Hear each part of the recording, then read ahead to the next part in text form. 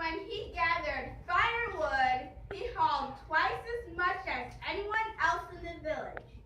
And when he hunted, he carried home 2 antelopes at once. This man's name was Shadusa, and his wife is named Shetu. One day he said to her, "Just look at these muscles! I must be the strongest man in the world. From now on, just call me Master Man." But Shetu said, "Quit your foolish boasting. No matter how strong you are, there will always be someone stronger. And you better watch out, or someday you may meet him." The next day, Shetu paid a visit to a neighboring village. On the walk home, she grew thirsty, so she stopped by a well. she threw in the bucket. Splash! Then she pulled on the rope, but though she tugged and she heaved, she could not lift the bucket. Just then, a woman walked up with the baby. That was a hello gourd for carrying water. Shetu told her. "You'll get no water here today. The bucket won't come up." The 2 women pulled together, but still, the bucket would not budge. "Wait a moment," Said the woman. She brought her baby over. "Pull up the bucket for Mama." The baby quickly pulled up the bucket and filled her mother's calabash. Then she threw it in and pulled it up once more for Shetu. "I don't believe it." "Oh, it's not so strange. After all, my husband is Master Man." When Shetu went home, she told Shadusa what had happened. Master Man?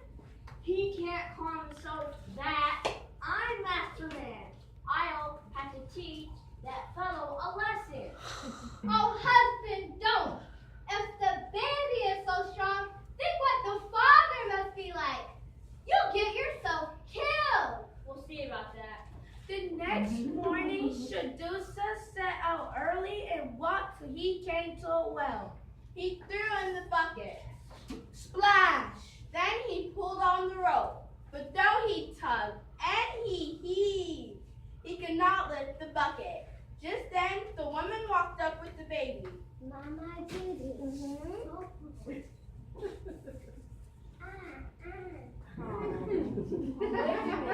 What do you think you're doing? "I'm getting water, of course." Well, you can't. The bucket won't come up. The baby quickly pulled up the bucket and filled her mother's calabash. Well, how did she do that? "It's easy when your father is Master Man."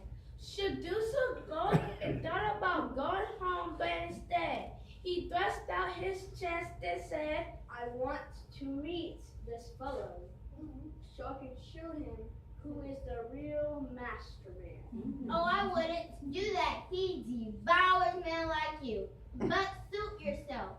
So Shadusa followed the woman back to her compound. Inside the fenced yard was a gigantic fireplace, and beside it was a pile of huge bones. What's all this?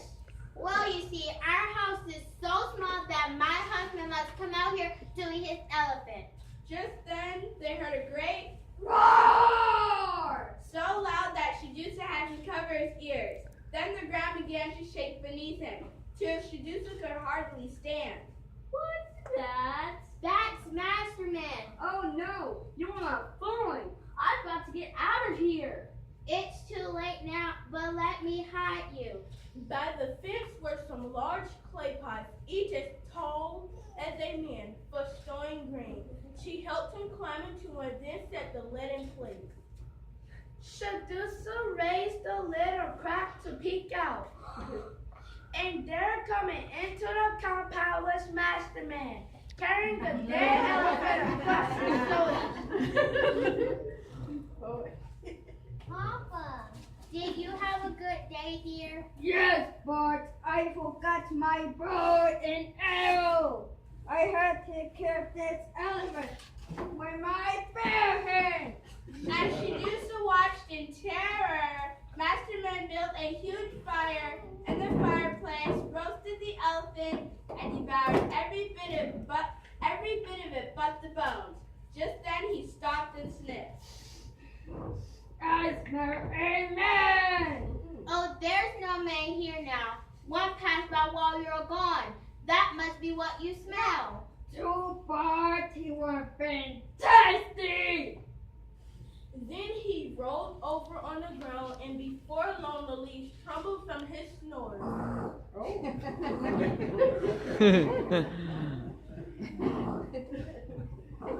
The woman hurried over to the pot and slid off the lid. Quick, get away while you can. Shadusa leaped out and bolted down the path. But he hadn't gone too far when he heard a distant Roar! and felt the ground trembling beneath him. Master Man was coming. Shadusa ran until he came upon farmers hoeing a field. One of them called, What's your hurry? Masterman is after me. Take it easy. We won't let anyone hurt you. Just then they heard a terrible Roar! The farmers all dropped their hoes and covered their ears. What was that? That was Masterman. Well then, you better keep running. And the farmers fled across the field. Shadusa ran until he came upon porters carrying bundles. What's your hurry? Masterman is after me. Relax. No one can find us all. Just then the ground quaked and they all bounced into the air. The porters fell in a heap, all mixed up with their bundles. What was that? That was Masterman. Then run for your life. And the porters bolted from the path. Shadusa ran until he rounded a bend. Then he stopped short. There beside the path sat a stranger. And there beside the stranger lay a huge pile of elephant bones. What's your hurry? Master Man is after me. You better not say so, because I'm Masterman. From behind Shadusa came another, Roar! and once again he bounced into the air. The stranger caught him by one hand as Masterman ran up. Let me have count! Come and go. Master Man lunged, but the stranger tossed Shadusa into a tree. Then the two strong men wrapped themselves around each other and wrestled across the ground. The noise of the battle nearly deafened Shadusa. The dust choked him. The trembling of the trees nearly shook him down. As Shadusa watched the two men struggle to their feet, still clutching on one another, and they each gave a mighty leap and rose up into the air. Higher and higher they rose until they passed through the cloud and out of sight.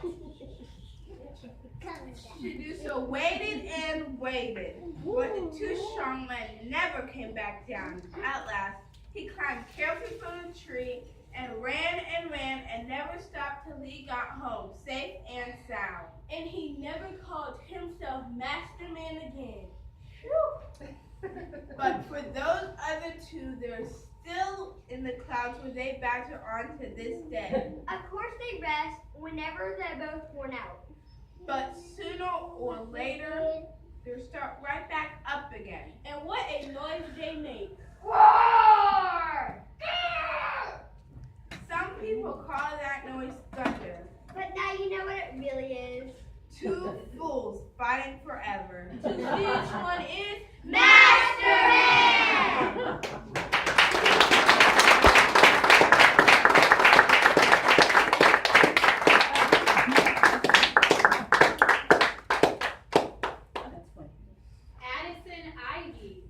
Narrator 4.